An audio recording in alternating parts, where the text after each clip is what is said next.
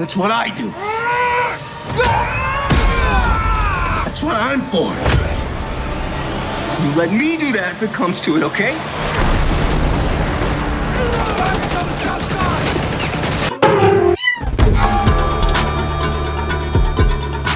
Oh man, this movie was such a roller coaster and one of the most welcome surprises of 2025, and I can't wait to talk to you guys about it. Therefore, this is going to be an unspoiler review and some housekeeping before we go on. If you do enjoy these reviews, then kindly consider hitting that like and subscribe button, as well as the notification bell to receive updates on all new movies and reviews dropping. So let's talk about the setup of the movie.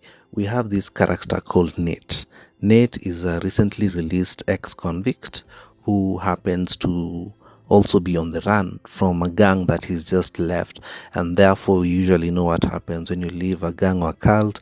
It comes with a certain price, and in this case it's the life of his daughter Polly, who's been marked for death by this gang, and it's up to Nick to head and protect her. Now the twist is Nick has been an absentee father, and therefore he doesn't have that relationship with Polly. And so the story kicks off them being on the run, building this relationship, which I'll say is the main focus of the movie. Why this father-daughter premise works is because it succeeds in exploring the internal struggle from both of them in wanting to believe in this relationship and be hopeful despite feeling overwhelmed and uncertain about their surrounding circumstances. They desire to believe in something positive, but they aren't too sure given the threat level that the gang that's hunting them poses for the longevity of this father-daughter relationship. In as much as it's an action movie, this is a father-daughter story at the heart and core, yeah. And I have to give praise to Sophia Heger, who deserves all the praise for holding her own against Taron Egerton. She's a wonderful performer and a child actor to watch out for. She gives a very delightful performance and hits all the right beats. She brings the emotion and packs the right amount of snarkiness and sarcasm, whereas Taron also brings his A game as this gruff and rugged ex-convict with a knack for violence, but also hitting the tenderness when it comes to interacting with Polly. And I'd say this is a very, it's a gritty, heart-pounding adaptation that, fuses this raw emotion with relentless action while also telling the story of this hardened ex-convict and his fiercely resilient daughter on the run from this brutal gang. And at its core, it's not just a crime thriller, it's a visceral, deeply human tale of survival, redemption, and the unbreakable bond between a father and his child. And before I go on any further, I noticed that 66% of my audience is not subscribed. So if you could kindly consider hitting that like, subscribe, and that notification bell, I really appreciate it. It's going to help out the channel massively.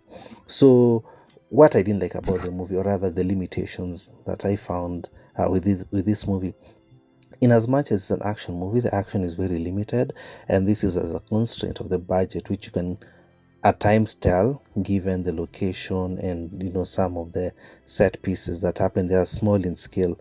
And also the other limitation I'd say is I wish Nate, the father, was given more setup. He would have benefited massively from more backstory, more setup, which the movie still does a good job of hacking back. Some of this information is relayed through dialogue that you'll experience.